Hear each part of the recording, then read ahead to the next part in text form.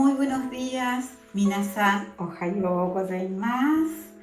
Una semana que comenzamos de la mejor manera. Agradecida a todos por el acompañamiento y por estar en este mismo sentir.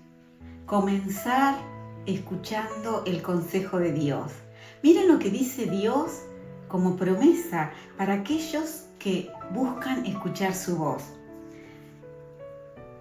Envió su palabra y los sanó, los arrebató de las puertas de la muerte. Salmo 107, 20. Hay caminos que al hombre le parecen buenos, un buen andar, pero dice la Biblia que su final no es un buen final, es un final de muerte. Otra versión dice, envió su palabra y los libró de la quiebra. Podemos avanzar sin darnos cuenta que vamos a ruina. Pero cuando nosotros comenzamos una semana, el primer día, lo primero que decidimos hacer es escuchar lo que Dios nos ha enviado en su palabra, tenemos esperanza de bien. Como decíamos, en la Biblia muchas veces Dios utiliza para hablar de nuestro andar la analogía de un camino. Y en Isaías, Él nos habla que tenemos un camino que transitar. Cuando Dios nos amó de tal manera que envió a su Hijo Jesucristo a este mundo para salvarnos, para mostrarnos su amor. Jesús dijo, yo soy el camino al Padre. No hay otra forma de llegar a tener comunión con Dios. Y cuando hemos aceptado a Jesucristo como nuestro Señor y Salvador, podemos decir que estamos en ese camino, avanzamos, podemos disfrutar de comunión con Dios, disfrutar de todos los beneficios que ya Jesucristo compró para nosotros en la cruz del Calvario. Pero la realidad, en nuestra vida cotidiana, podemos lamentablemente experimentar que a veces el avanzar a tener una comunión íntima, esa de la que la Biblia habla, una comunión con Dios Padre, disfrutando todas las bendiciones, sus beneficios, es difícil de lograr. Bueno, ahí está la analogía que Él nos dejó del camino.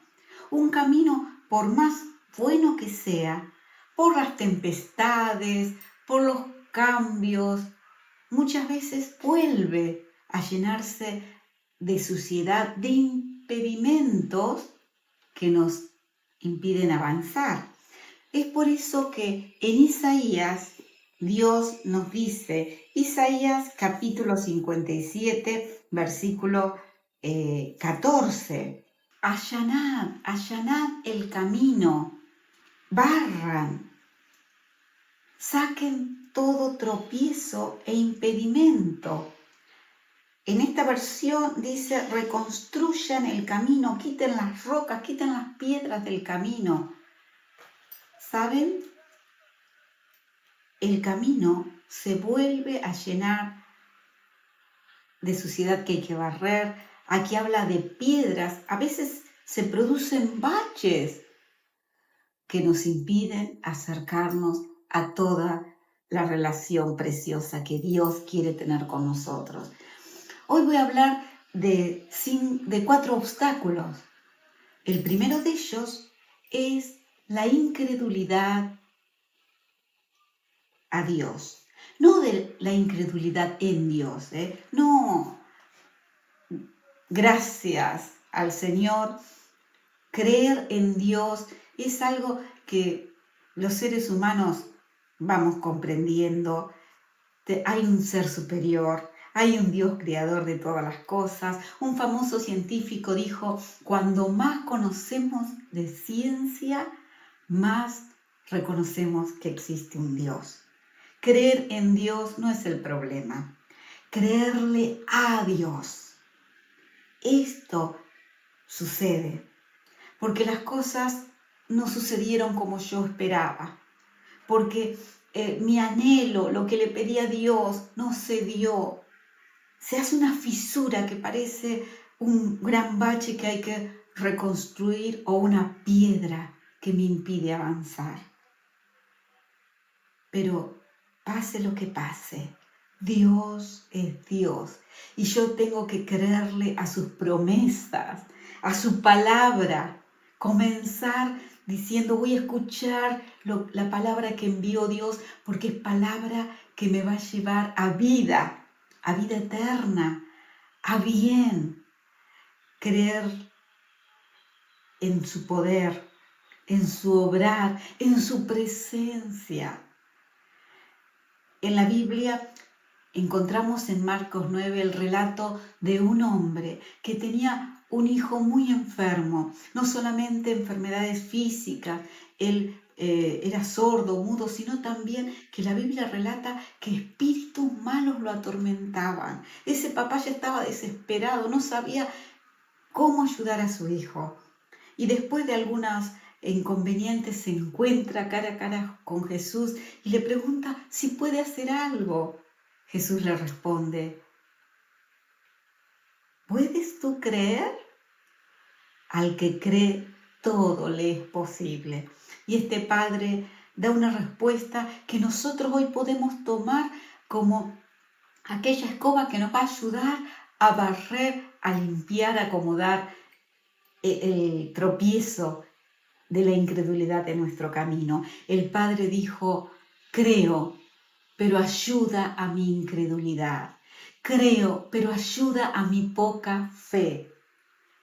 Esta mañana, con la ayuda de Dios, confesándole que nuestra fe se está debilitando, ayuda a nuestra poca fe. Queremos creer más y más en ti. Decíamos que la orden de barrer el camino para acercarnos a Dios, decía, quiten la roca, quiten los impedimentos. Hablamos de la incredulidad y ahora les quiero hablar de la soberbia. Es un gran impedimento para poder disfrutar los beneficios de Dios. En Isaías 57:15 está hablando de Dios y dice, el alto y majestuoso que vive en la eternidad, el santo dice, yo vivo en el lugar alto y santo con el de espíritu arrepentido y humilde. Restauro el espíritu destrozado del humilde y reavivo el valor de los que tienen un corazón arrepentido. Cuando nuestro corazón tiene esta actitud delante de Dios, estoy arrepentido porque anduve por el camino a mi manera, por otros caminos, pero descubro que el único es el que trazó Dios para mí. El alto y sublime, el majestuoso, el todopoderoso, me invita a tener una relación con Él para, como leímos, sanar mi corazón destruido, reavivarlo, llenarlo de nuevas esperanzas, de todo lo bueno. Hay otra versión que dice que el Señor está con aquellos que tienen en su alma un solo deseo, buscar el nombre y la memoria de Dios. Y esta memoria significaba su poder, su fama, su honor. Cuando nosotros tenemos este sentimiento, estamos libres de soberbia. Pero no es que nosotros tenemos orgullo o nos sentimos superior a los demás. No, la soberbia que nos impide acercarnos a Dios está camuflada. Les explico de qué se trata. A veces nosotros nos sentimos tan faltos, tan pecadores, tan imperfectos, que no podemos aceptar la obra que Dios promete para nuestras vidas. Ya estamos poniendo ahí un gran obstáculo para dejarlo obrar a Dios. Estamos tratando a nuestro pecado y a nuestras fallas como algo más grande que lo que es Dios. Y Dios dice, a esos no acepto, acepto aquel que me declara alto, sublime, todopoderoso. A veces nosotros decimos, mi familia, mi parentela es tan incrédula que nunca van a poder creer en Dios.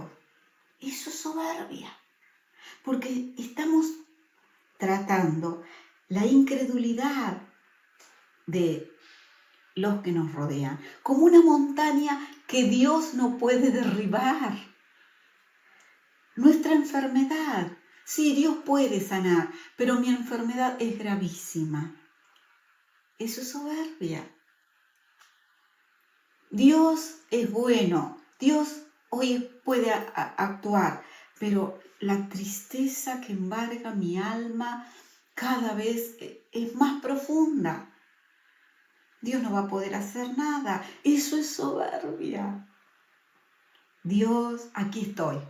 Tú conoces mis faltas, mi pecado. Tú conoces lo difícil que es para mi familia conocerte. Tú sabes mis enfermedades y la situación de mi alma. Pero tú eres alto, sublime, todopoderoso. No hay nada que tú puedas hacer. Perdón por yo traerte conmigo a mis problemas. Contarte que mires de continuo mis situaciones. Hoy vuelvo a reconocerte, me humillo y te reconozco que tú estás por encima de todo. Tú eres el más poderoso. Tú puedes cambiar todas las cosas. Seguiré contigo, tú primero, hasta las últimas consecuencias. Un tercer obstáculo para barrer del camino es la falta de oración.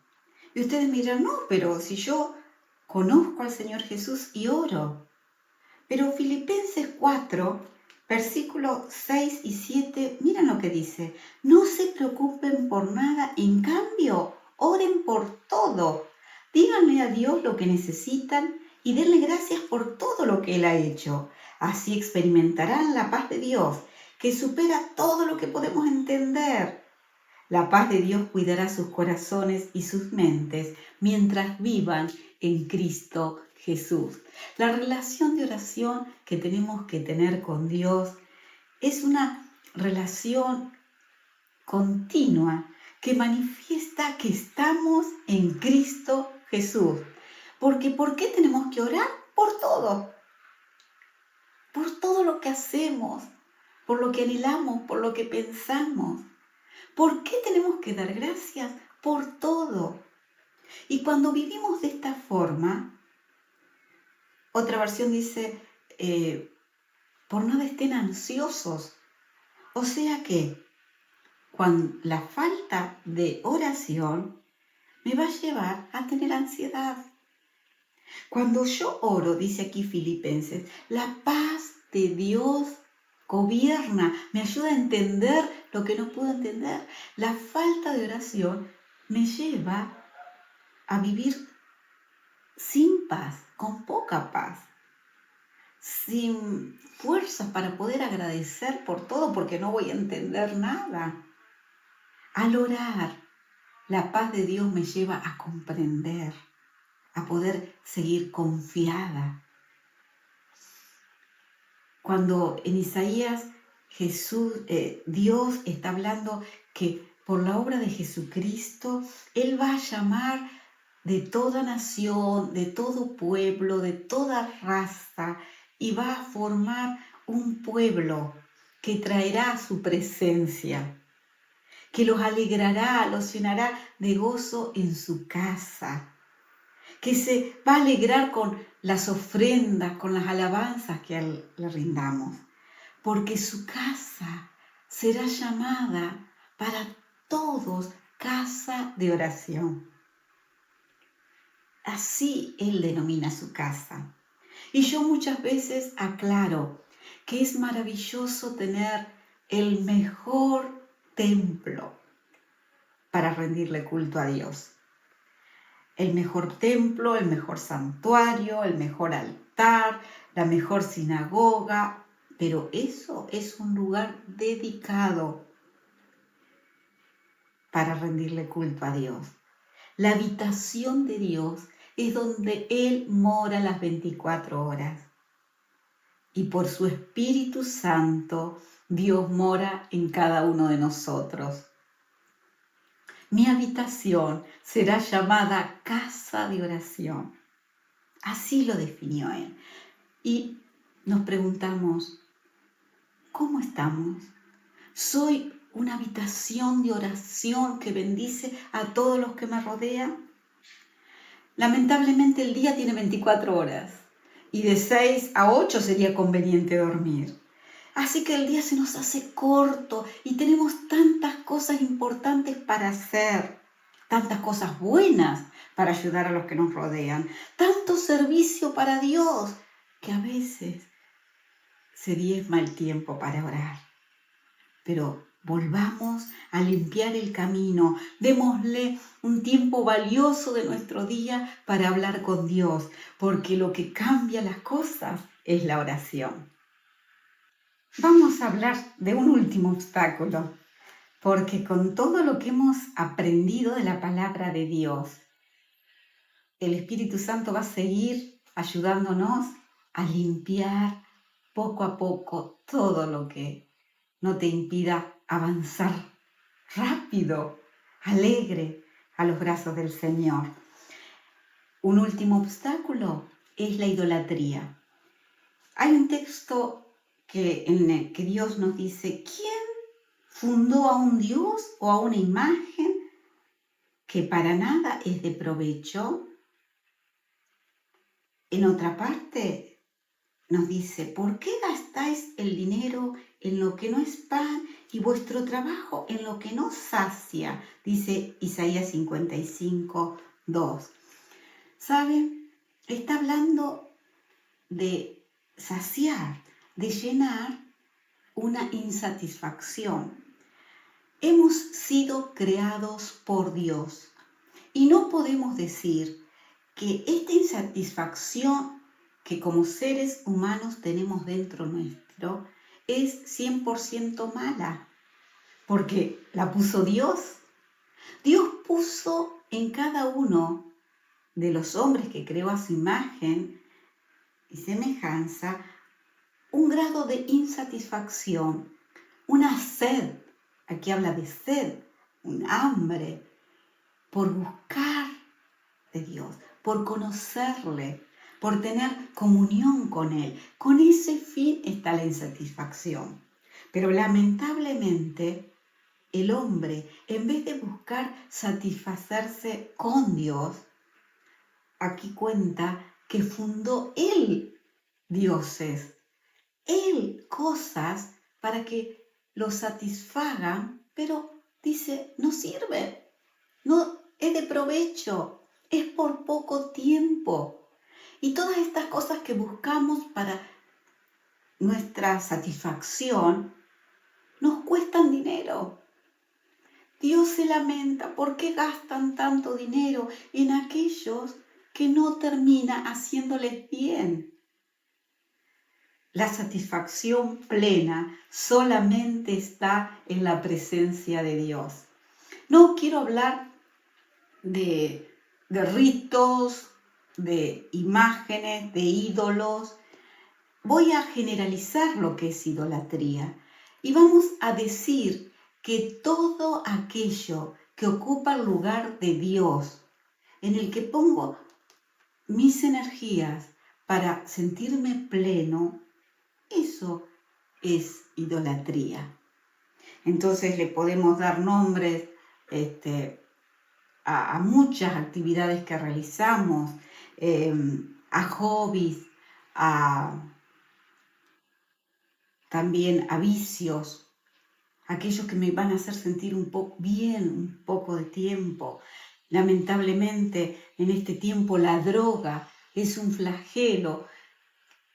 El hombre cae en eso por sentirse satisfecho, pleno, diferente, a veces invirtiendo mucho dinero, su salud, vida. Pero Dios envió a Jesús a esta tierra para llenarnos plenamente de su presencia. Todas estas obras de idolatría que son tinieblas que nos impiden avanzar, Jesús vino a deshacer esas obras. Jesús vino a deshacer las obras de las tinieblas y hoy su luz, hoy su obra redentora nos limpia nuestro camino de todo obstáculo, de toda esa basura, de todas esas tinieblas. Termina Dios aconsejándonos como a nube yo deshice, limpié tus rebeliones. Yo te redimí. Hoy te invito, acércate. Quiero volver a llenarte de mi amor, de mi paz, de toda mi plenitud. Que así sea. Dios les bendiga. Una semana con un trabajo maravilloso. Limpiar el camino para acercarnos más a Dios. Mataraishu.